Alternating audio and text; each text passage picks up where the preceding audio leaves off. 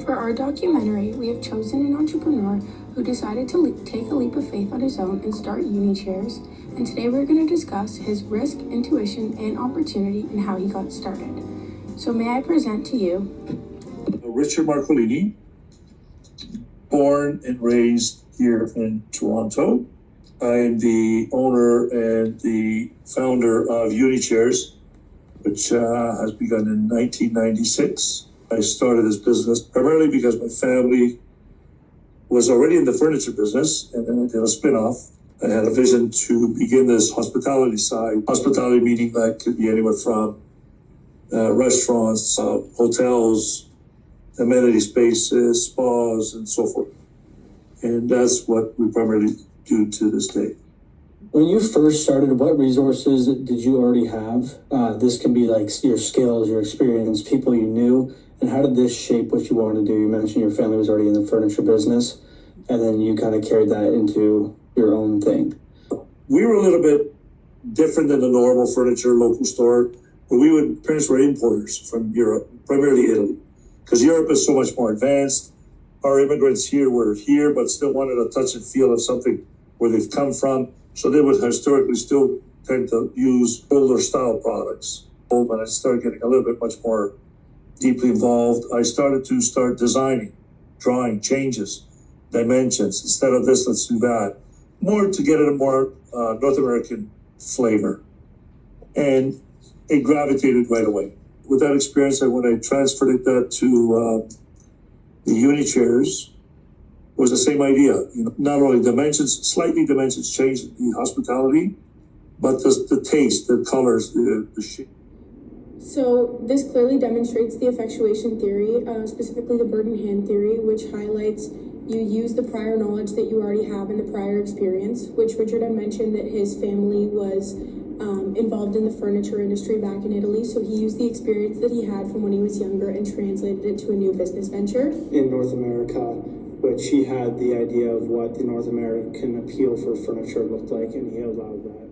Was there any failures or surprises that you had within the business that helped you move forward, so you learned from that issue and then you kind of carried that forward with how you would address your next client? Or so I sell a pizzeria, restaurant, I forget the name, but I don't know, about 100 chairs in Windsor. So happy, make the first, I imported chairs from Italy. I did not construct anything. I bought them, I bring them in, and I deliver them to, I think it was 5 months into the restaurant. During a lunchtime, they were quite busy apparently, and they had a lawyer client who literally falls off the chair. It just dismantles, unglues, drops there, a plate of pasta all over him, embarrassment, and the lawsuits start coming in.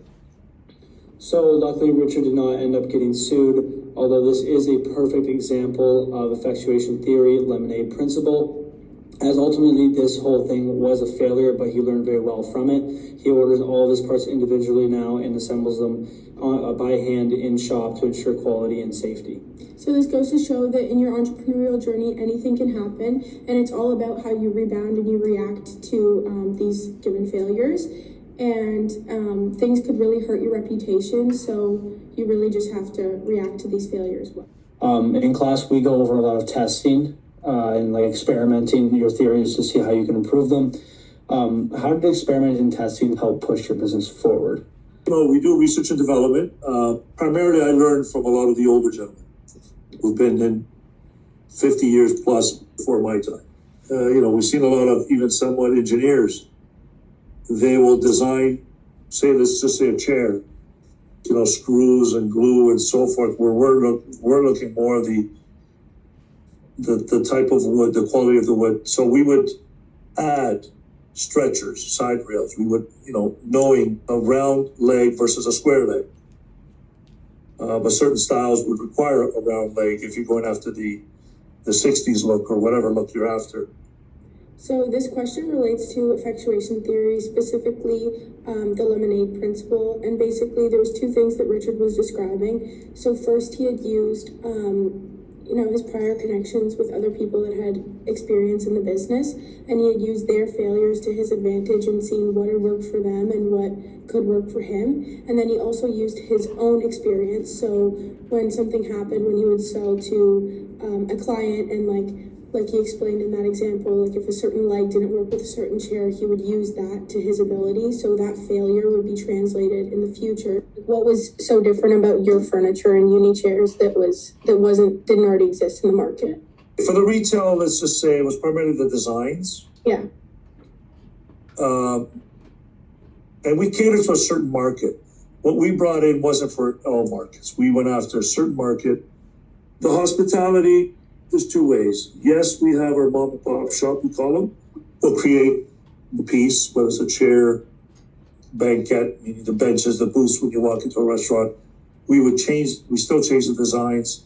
We have a team in-house where it comes up with the colors and the fabrics and sort of the framing and bring that to market. The key point is being different. Primarily, what we're known for is the quality.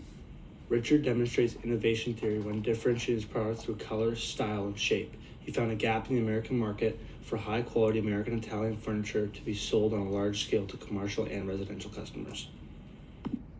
What advice do you have to students graduating? The best advice, number one, you have to be confident on what you're planning to do if you were starting your own business.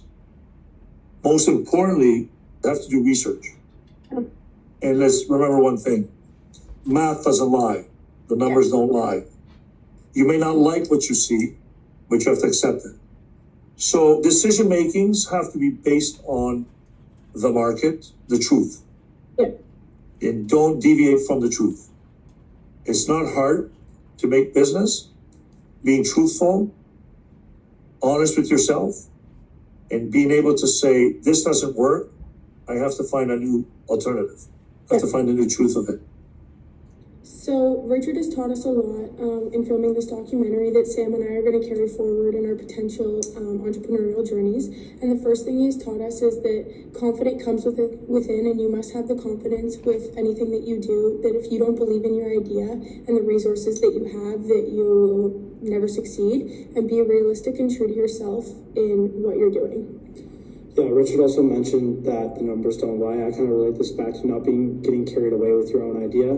Believe in the problem more than your idea, and if your idea doesn't solve a problem, move on or adjust it and fix it. We want to say thank you to Richard for coming on and talking to us about his entrepreneurial journey, and we hope that all of you can take this and take the lessons that he's taught us and use it in your journeys too.